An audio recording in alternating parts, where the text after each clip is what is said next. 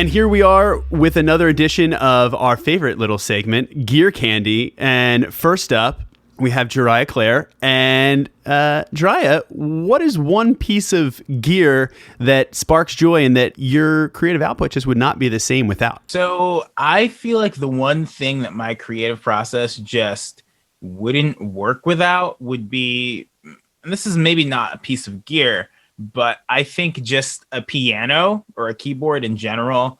It's a piece of gear. Yeah. I mean, well, the thing is, it's like the concept of the piano. The thing that I love about it, specifically just the form of a keyboard as far as expressing things musically, is something about the way it's laid out just perfectly lines up with like the way my brain is trying to communicate.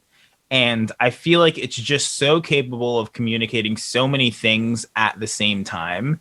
Like in theory, you could play 10 melodies at the same time if you're good enough at the piano. I'm not.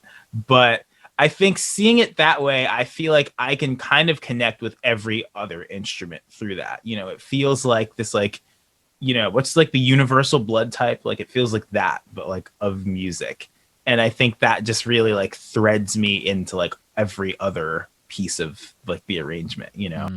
Yeah. Do you have a specific controller or keybed that you like? What's if there's anybody that you want to shout out, or if not? This man has bought 2 of the same keyboard in the past like month and a half. Listen, if you know that it works, you buy 2 pairs of the shoes for when the first one, wears out, right? Yeah. Well, he's got a studio one and a live one. All right. What are they? Have at it. So the over the summer, we were doing a show, and I really was like, I have this keyboard at home. I don't love it. And if we're going to be doing shows, we should. Actually, that one right there. It's that one right there. Okay. And we're like, I really want something that's going to feel like a piano. That's the most important thing. I don't need like 1,000 sounds. I don't need any features. I just want it to feel satisfying to play. And I did a lot of research, and I ended up settling on a Korg D1 because everybody I talked to said like it's like super simple, it's not bringing a whole lot, but like it's just so satisfying to like just use with your hands. And the moment I got it, I just like, you just ever like just try a new instrument and just that's great. Yeah. And I love it so much that I came home, and this keyboard is what I use like in the studio. And every day it just felt worse and worse because it wasn't the Korg I was playing at the shows. Like it gotten to the point where I would like, you were playing better live than you were in the studio. Yeah. And not only that, I would just like relish playing shows just because I got to like take out that keyboard. I'd be like, please, I need another show. It's like, which I also just don't understand why you didn't just use that keyboard here and just. The reason I got it is because I was tired of packing up this keyboard and tearing it down and putting it back in the studio every time. So it got to this thing where it was like, it's in the back of a closet. I'm not going to pull it out every time I want to use it. So I got a second one. Yeah. Amazing. You know what? And I totally hear you on that, where it's like there are a lot of, as a guitar player for myself, or even at, Cole, like as a drummer, right? You like having a kit that's ready to go that stays. I mean, for us, like I have stuff that stays in our lockup so that just can come and go on tour, but it doesn't necessarily have to always disrupt what I have in the studio and or at home. And so there's a lot to be said for that. But also sometimes you're just like, well, but I love that there, and I just want it also here when I can create and just ready. Yeah. So that doesn't sound insane at all. That's actually highly logical. If it's a piece of gear that you have a budget to kind of outfit both of those things. Also, not to mention that live one gonna take a little bit more of a hit and a beating, and if you get a key that goes bad, taking its beating, you get a drink that goes on it. I do the same thing. I have 2 Les Pauls, ostensibly the same pickups and everything, but one of them just stays at home, and the other one is what I take out, and you can tell the difference. You're like, that guy has been beat the hell up. It's been through some things, and I love it, and it's all character, truly, especially as a guitar player. But yeah, like that's awesome. I love that. So the Korg D1, that's amazing. Okay, Cole. Yeah, Cole, what's your piece of gear? My piece of gear, and it's actually not, well, it is mixing stuff. It's relatively new. One of them it's the SSL UF8 and UC1 controllers. Mm-hmm. Okay. It's the UF8 is an 8 fader like fader bank with motorized faders and a bunch of like DAW functionality, and the UC1 is a 1-to-1 plug-in controller for SSL's native channel strip, like the classic SSL 4000. What I learned to mix on. Yeah. For like when the pandemic hit, I had to start working from home. I worked at like a larger studio, and I couldn't go in anymore. It just didn't make sense in terms of just health. And for a long time, I was just mixing purely in the box with like some satellite outboard, but I never had the tactile feel of being able to just like sit there and like gauge my emotions with a sound and correct accordingly. That's not something you could really do with the mouse and keyboard as well.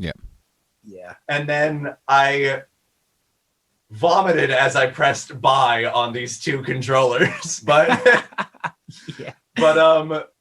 the having like faders to actually work with while I'm mixing, because going back to what we talked about before, like we both think in terms of the audience, like the person listening is what matters at the end of the day. Like I have to gauge how I feel as just a person listening to this in order to make the correct choices. At the end of the day, like I'm just mixing the song. Like I'm not trying to make this song for me. This is a song that has to exist in its best form. Its best form doesn't necessarily mean my best form. And being able to gauge an emotion and be able to have an immediate response to, oh, I'm not moving right now. Why is that? I reach for like the kick fader, put it up maybe 0.5 dB or maybe even just like 0.2. It's like, oh, there we go. I'm feeling it now. I'm moving now. And I have the UC1 just like, I'm not hearing this. I can go to that channel, raise like what you would do at a console. You're missing something, you add or subtract it. Yeah. And you have that immediate response to being able to make those changes. Yeah, no, and for that reason, I mean, obviously intuitively from a mixing perspective, but also a lot of engineers and people getting into the modern production and mixing are all very decidedly in the box. So, a lot of people are not learning on those old school consoles and learning that flow. And I feel like that's the one thing where a lot of them are missing out on what you're trying to bring back into your process, right? And what is so decidedly important. I love that you mentioned thinking about it from like a physical output. Tom and I have laughed about this too. I've recently started working from like a standing position with a standing desk setup. And I tell a lot of my clients, I was like, yeah, we talked about this a little bit on your episode, where how do you know when something's done, right? From a mix perspective, from a production perspective. And for me, the standing desk puts you in a position where the second I stop looking and reaching for faders and doing tweaks, and the second I'm just hitting spacebar on a section and I'm just moving and dancing, it's good. I'm ready to go. You know what I mean? Like that is where I know I have hit that creative mark, because I'm no longer thinking up here and it's translating all the way through, and I'm in a standing position where I can just like start looking like an idiot. At that point, it's a human response. Once you hit the point of just raw human response, is this good? Is my body responding to something good? Right. That's a good indicator that it's done. Totally. And you get there faster with a piece of gear like that. Totally. Oh yeah, I'm also like, I'm currently building out a new studio space because I just moved. And one of the main design points was I'm getting a desk that works sitting down and standing up. And also I'm getting new monitors that have like a really good, like wide center. So I can just stand there and just move around and just be able to reach for things while standing up. I was like doing like a rough thing the other day, working on stuff. And I ended up just like dancing in the studio space for a solid 20 minutes. Like, oh wait, I have to work. Yep.